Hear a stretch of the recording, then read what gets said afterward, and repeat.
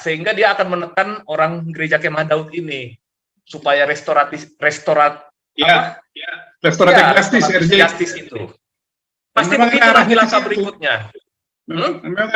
Memang ada diarahkan ke situ, ke RJ, dan itu kita menangkap sinyal itu juga ketika kita berkomunikasi dengan pihak kepolisian ya, ada sinyal itu, maka kita dengan tegas katakan ini proses hukum harus tetap jalan. Soal RJ lain soal itu.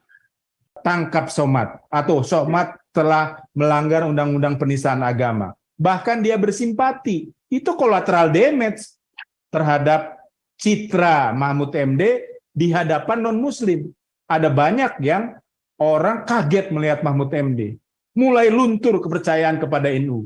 Ada yang bilang, pokoknya kalau muslim, kita harus curigai. Kan repot itu. Padahal, secara realitas sekarang, orang Kristen saja sudah 30%. Ya. Kalau saya merujuk kepada sensus 1935, ya, itu muslim cuman 40%.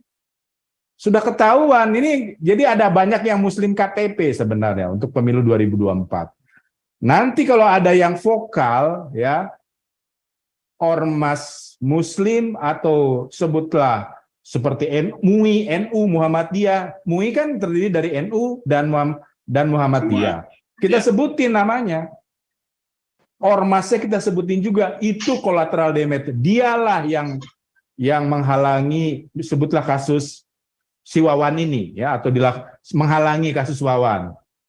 Ya, bahkan mendukung namanya ketua RT untuk melakukan penutupan rumah ibadah. Ya. Nah, di situ collateral damage ya, baik ke pemerintah maupun kepada pejabat kepolisian maupun kepada ormasnya. Ya. Lihat aja Anies Baswedan kan, sekarang aja, wah enggak, saya ini kok toleran, makanya dia hubungi banyak pendeta kan, itu menunjukkan ketakutan Anies Baswedan. Terlepas dari katanya Anies Baswedan punya duit banyak, tapi dia takut loh. Dibilang namanya bapak apa? Iya, bapak politik itu ya, identitas ya. Identitas. Takut dia.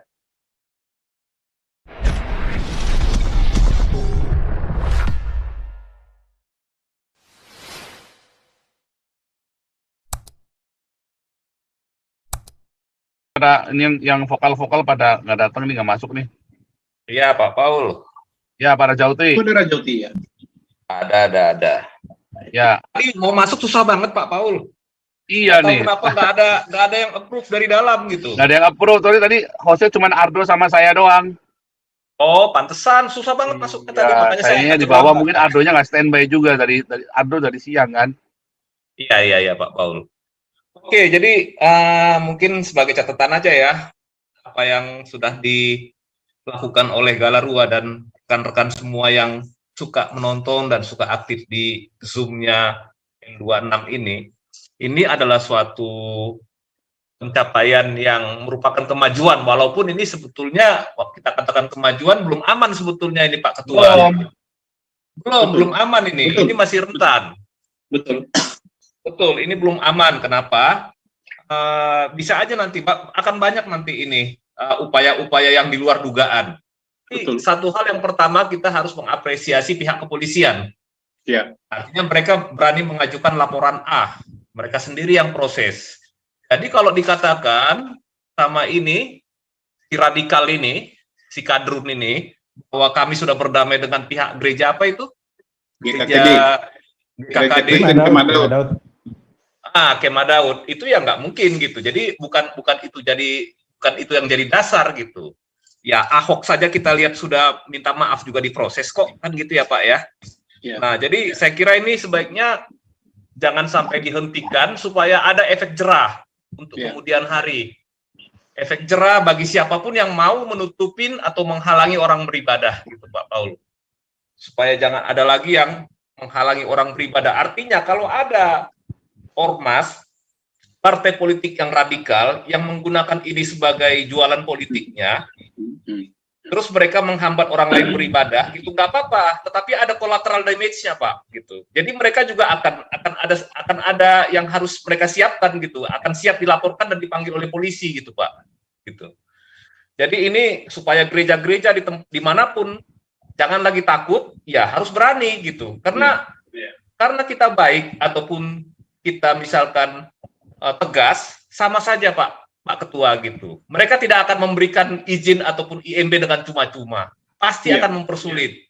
Dilempar ke sana kemari, dipindahkan ke sana kemari. Betapa sedihnya kita yang hidup di tanah yang merdeka, yang katanya tanah merdeka ini. Dulu opung kita juga nggak ada begitu-begitu zaman Belanda, Pak. Beribadah di mana aja bisa gitu. Itu sudah bertahun-tahun Republik Indonesia ini kok jadi kayak begini gitu.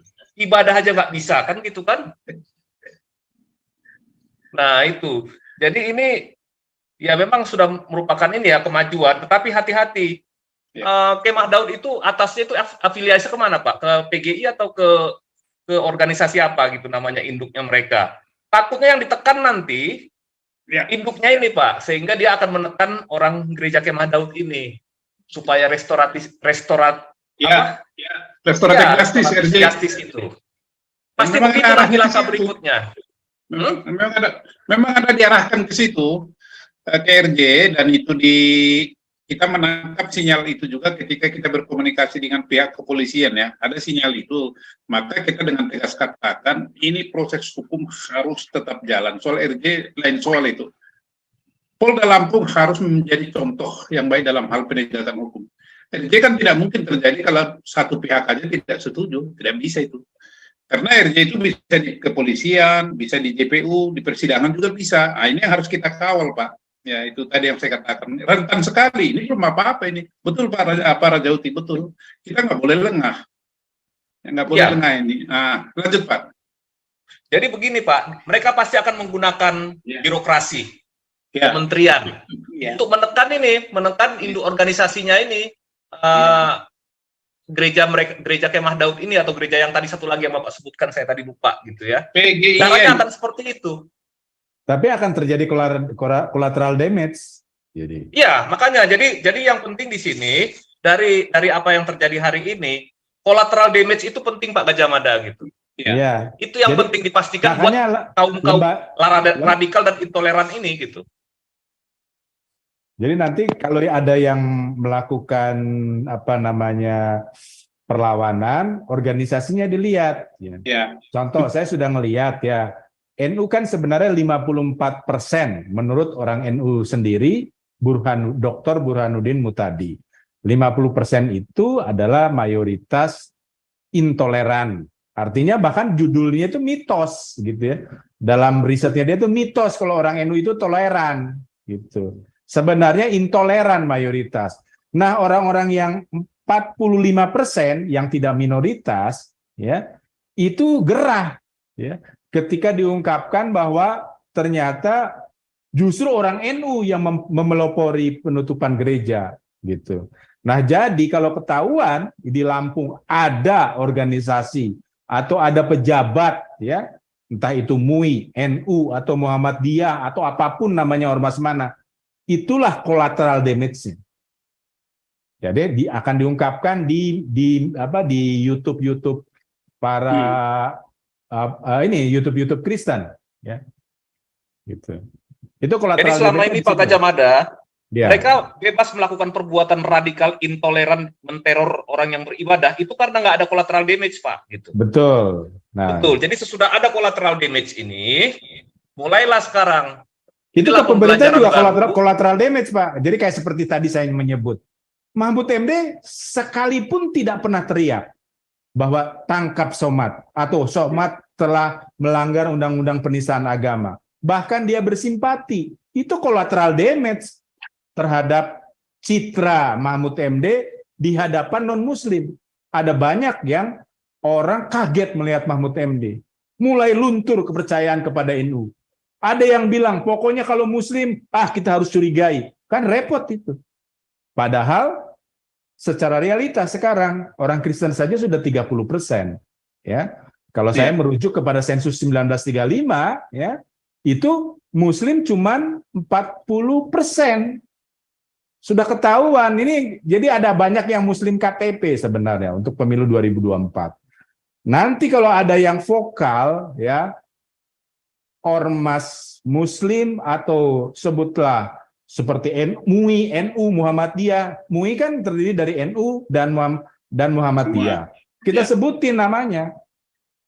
Ormasnya kita sebutin juga, itu collateral damage. Dialah yang menghalangi, sebutlah kasus si Wawan ini, ya, atau menghalangi kasus Wawan.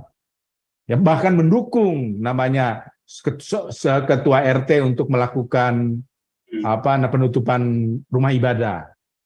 Ya.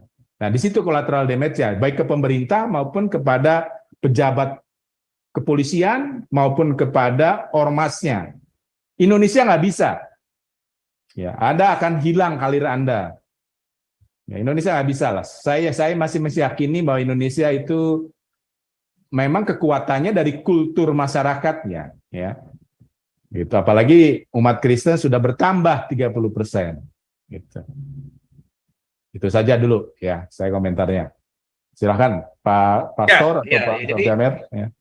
Jadi memang harus hati-hati Pak Ketua. Ini kadang-kadang para pendeta hedonis dan orang-orang yang dulu di organisasi-organisasi yang mengelola sidone-sidone tertentu ini, ada yang hedonis juga Pak. Hati-hati juga dengan upaya-upaya menyuap para hedonis ini. Itu udah pasti untuk membuat kasus ini jadi kabur, dimasuk angin nanti Pak Santiamer gitu.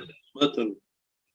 Nah, pasti akan seperti itu nanti kemungkinannya. Jadi ya banyak hal yang harus kita antisipasi. Terus kemudian yang kita lihat saja nanti partai mana yang akan demo itu atau ormas mana. Itu berarti ormas yang anti Pancasila dan partai yang anti Pancasila. Iya. Ya. Ya. Ormas tersebut atau partai tersebut kalau mendukung capres tertentu, itulah collateral damage-nya. Ya. Nah, itulah collateral damage-nya Pak. Iya. Betul. Jadi teori collateral damage ini ya memang bisa diterapkan dalam hal yang seperti ini gitu. Ya. Nah, lihat aja Anies Baswedan kan, sekarang aja, wah enggak, saya ini kok toleran, makanya dia hubungi banyak pendeta kan, itu menunjukkan ketakutan Anies Baswedan.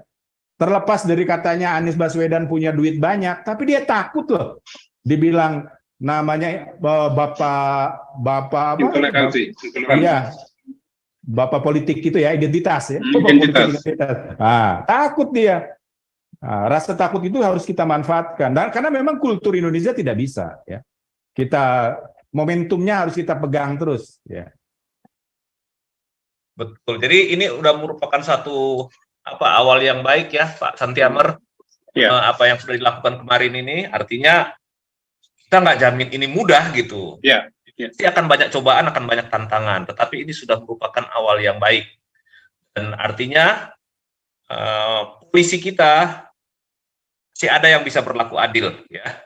Dan mereka juga masih bisa gitu. Tetapi memang tekanan massa, tekanan tekanan politik pasti akan ada. Ya. Nah, ini yang kita harus dukung juga mereka gitu. Ini ada satu lagi yang baru masuk nih, Pak Frans Lisi. Silakan Pak Frans Lisi, sambil yang udah dibuka bisa dialog ya dengan Pak Ketua.